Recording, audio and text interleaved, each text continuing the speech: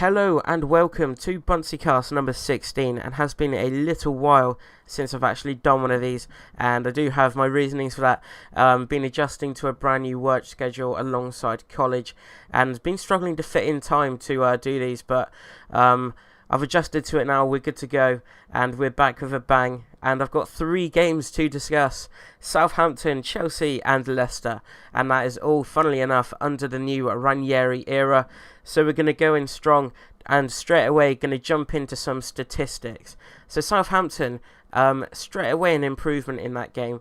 We had 10 shots, only 5 on target, with 37% possession and 71% passing accuracy. And already you could see the first game under Ranieri, it was already changing. Obviously, we're not used to that 37% possession. I can't even remember the last time I had actually seen something that low from Fulham. But it's under the new era. We need to see how we can play under him. And straight away, obviously, we won that game 3-2. Very good game to go and see. Was a little bit worried that we were going to give it away once we conceded those 2 goals. But we got the result. Mitrovic was absolutely class in that game. A couple other players contributed as well highly. Obviously, Callum Chambers is the main talking point at the moment. What a CDM he is. Obviously, his passing does need to improve, but even just for now, Callum Chambers, especially in that Southampton game as well, he was fantastic. And also, we did then play Chelsea, and we had 9 shots, 4 on target, with 34% possession and 72% passing accuracy. So again, even lower possession in that game with 34%. A little bit higher with 72% passing accuracy, so passing did improve, but again, a very low possession.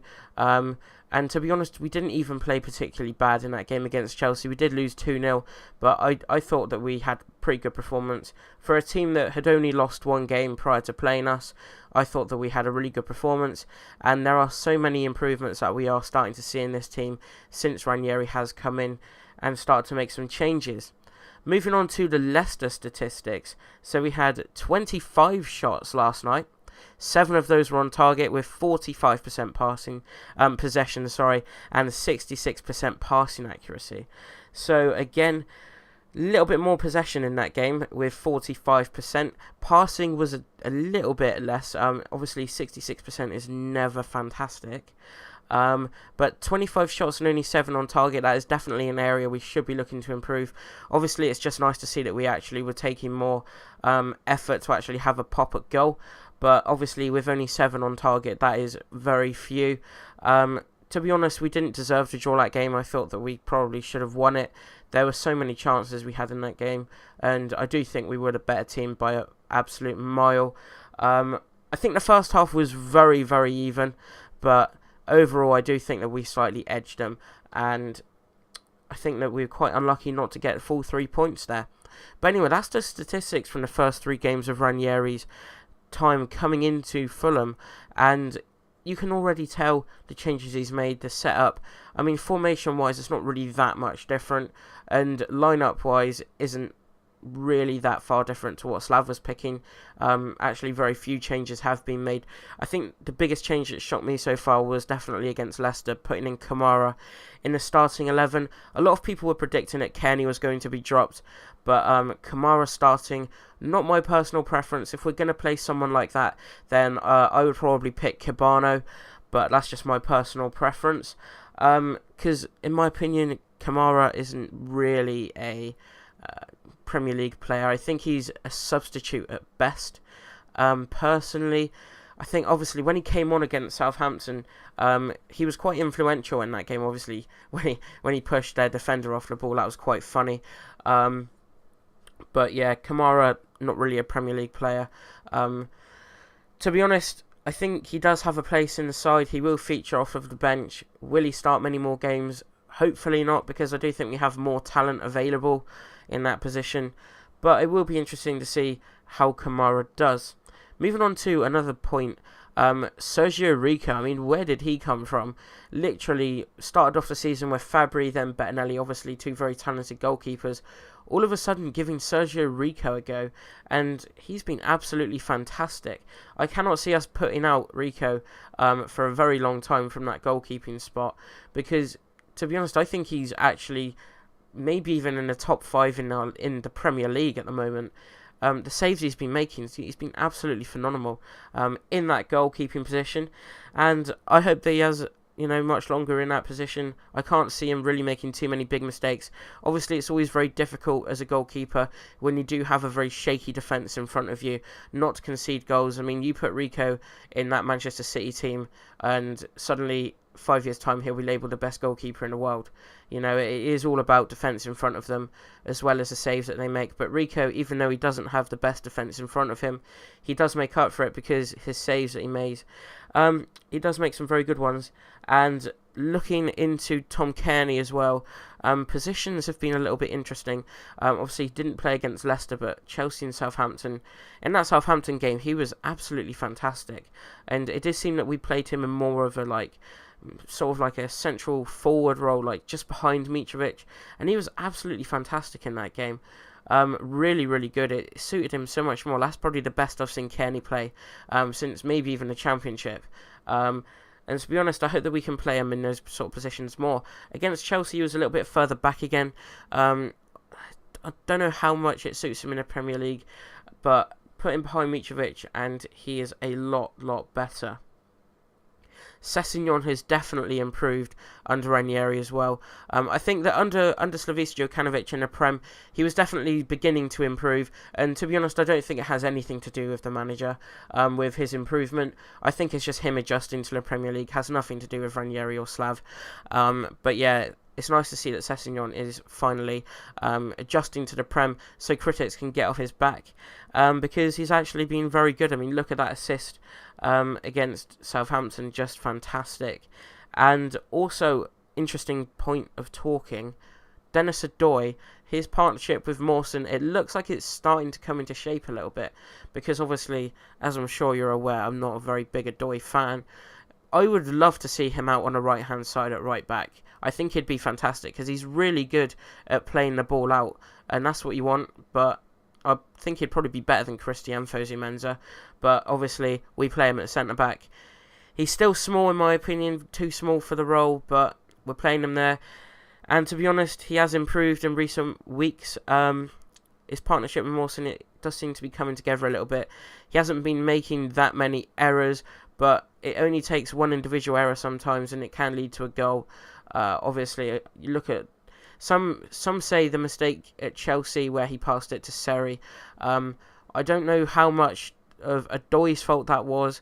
Obviously, I think Seri could have been a lot more alert of who was around him, but obviously Odoi passing it to him in that position was never fantastic.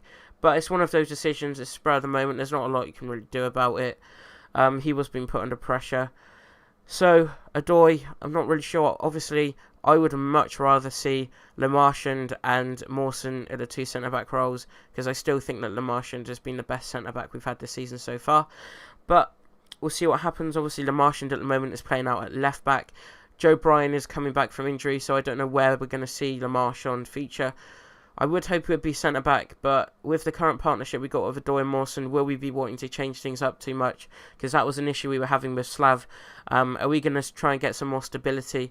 But in my opinion, it would be a massive shame to not see Le Marchand feature, because he's probably one of my favourite Fulham players this season. So we'll just have to see with that one. But anyway, moving on to Mitrovic. He's been absolutely fantastic. I mean, no one can deny that. He did have a little bit of a dry spell, but ever since that header went in against Liverpool, obviously it was wrongly given as offside, but ever since it went in against Liverpool, I think that was the point where he went back on flames. And I mean, he's still scoring absolutely left, right and centre for Serbia, and then coming back scoring for Fulham too against Southampton. I think he is one of the best strikers that we probably could have signed, money-wise, and also who would obviously come to Fulham. After that Championship spell, it would have been really stupid not to sign him, and he is just proving why we paid the amount of money we did pay for him. I've seen a lot of people criticise the fact that we paid, I think I've seen it was about 25 million rising, but to be honest, if he's going to be scoring us these goals and money isn't an issue at the club, what is the problem from other fans? Like, why is that an issue? The fact that we paid probably maybe a little bit over what they would have paid, probably because their owners, one, can't afford it, and two, they just wouldn't do it for the club. So I'm not too sure why people criticise the amount we paid for Mitrovic. He's scoring us goals, he's getting us points. Why is it a problem? Not too sure. That sounded like a bit of a rant there. It wasn't meant to be, but just a general outlook really on the whole point of other clubs coming in and attacking the amount that we paid for him. But more on that later. I doubt that will carry on because they'll probably silence now he's scoring more goals. But I'm going to move on to discuss some transfer targets. And to be honest, in January, I'm not too sure what we're going to bring in. It will be probably what Ranieri wants, because I've seen that obviously the board are backing him. I think centre-back wise, I don't really know that we need anyone. Obviously, it would be very nice to see someone like very experienced defender, just straight off the bat, maybe like a Gary Cahill coming in. Someone that can lead us. I know he used to play for Chelsea, blah-de-blah, but a leader, that's what we need. A leader at centre-back to partner Mawson. I don't think we'll be looking for a leader to partner Adoy, but partner Mawson maybe. I think that would be very good, even if they didn't play every single game. Just get a leader in, help in training as well. But that's the first one. Obviously a partner for Mitrovic. I've seen a lot of people saying that Vieto could easily play as striker, because that is his natural position.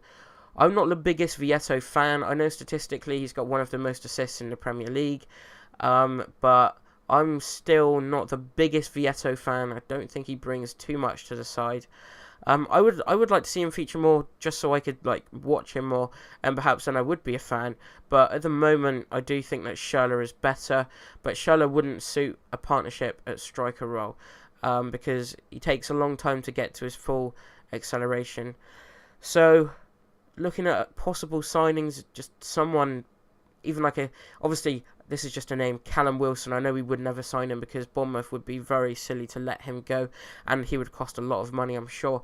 But a quick striker with a bit of finesse about him to partner Mitrovic. Obviously Mitrovic is very holding, stocky striker, a very old-fashioned striker he is. So someone that's quick with a bit of finesse about them, that would be fantastic. I don't really want to name names because there's not too many that I know who we could get.